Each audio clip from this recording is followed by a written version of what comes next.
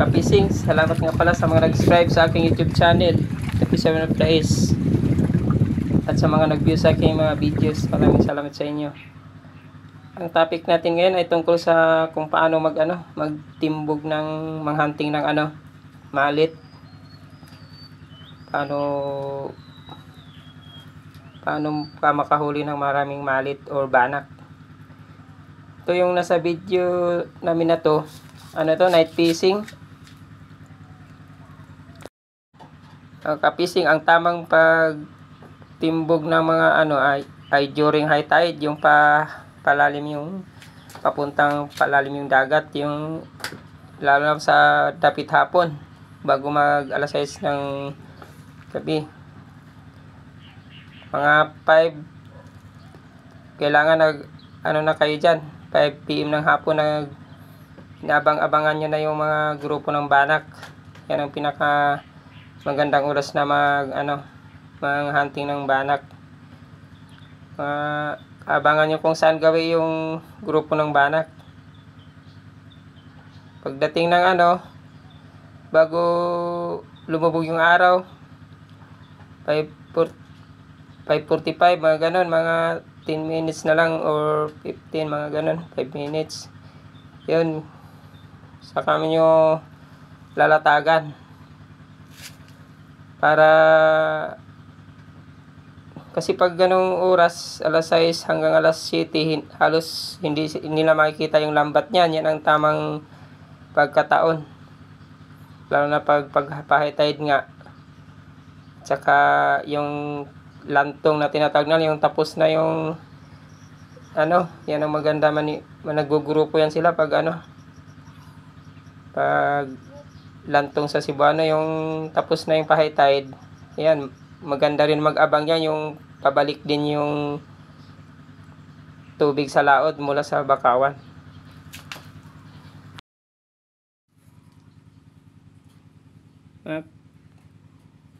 Kapising, kung sakali naman high tide, yung yung daloy ng dagat na papunta dito sa mga bakawan, pag papunta dito sa bakawan pag high tide. Tapos ito yung grupo ng mga banak. For example, ito yung grupo ng banak. Distansyan mo ng mga 20 meters. Tapos ito yung bangka nyo. Dito mo iikot, letter G mo yung dulo, letter G. Ganon. Pag ganon mo, distansya mo 20 meters yung ito pag ganon. Para yung position ng lambat, yan, ikot mo. Yan, pag mo na sa dito, maano mo na sa yan, nadugtong mo na yung kailangan talian mo to. Ito, kailangan pati yung tingga, pagdikitin mo na mabuti para yung isda hindi siya lulusot dyan. Hindi lulusot yung mga isda dyan. Yan, pag na paikutan nyo na yung grupo ng banak, ito, iikis nyo ganon. Yan, ikis nyo. Ganon. Ganon. Yan. Yan, para para yung banak matatrap nyo, kasi pag hindi nyo iikis-ikis na ganon, yung mga banak ito magpuntahan lang dito. Yan, pabalik na dito. Yan, ikot lang ng ikot yan. Hindi siya, kukunti lang yung sumasabit. Tapos kaya dito sa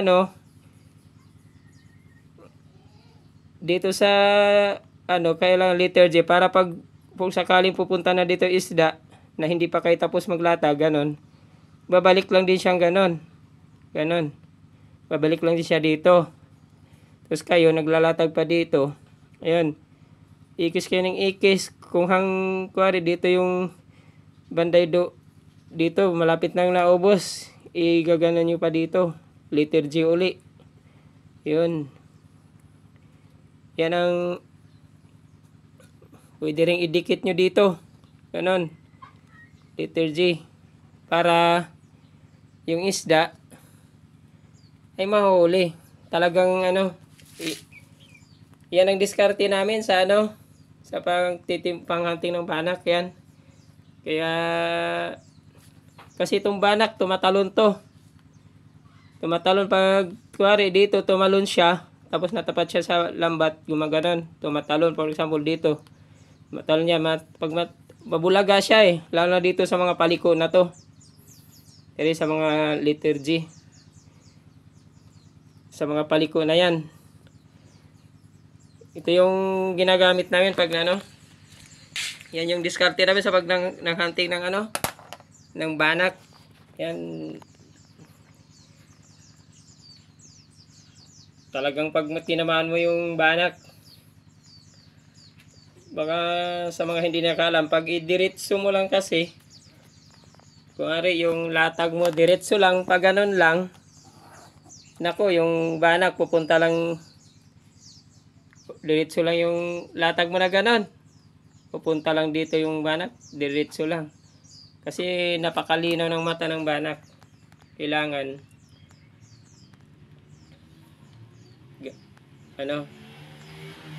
talagang at saka sa hindi kuwari na siya hating gabi na, bandang hating gabi or huwag kayong maggagamit ng flashlight. Kasi kaya nga yung video ko diyan wala akong actual na sa paglatag ng panghunting ng banak. Tsaka wala naman tayong GoPro na ginagamit. Kasi yung banak pagka ng liwanag ganyan, magpupulasan yan. Maalis na sa kanya-kanyang pulasan yan.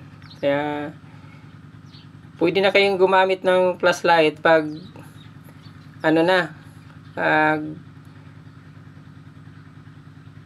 pag na siya, yung tapos na kayo naglatag.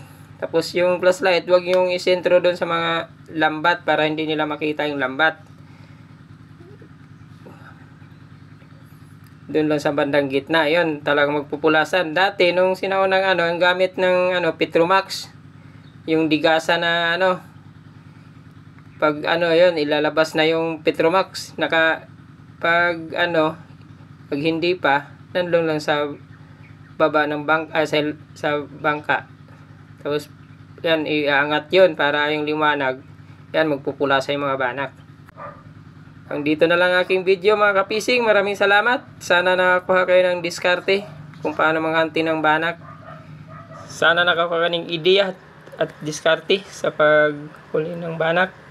Kung nga pala si Kapising TD, na anak ni Tias Pilisco, na apo ni Lolo Tino Pilisco, na pride ng Dilmar Mabinibhol, na nagpapasalamat sa inyong lahat. Salamat sa subscribe sa aking YouTube channel, Episode of the S. Sa mga silent viewer, maraming salamat.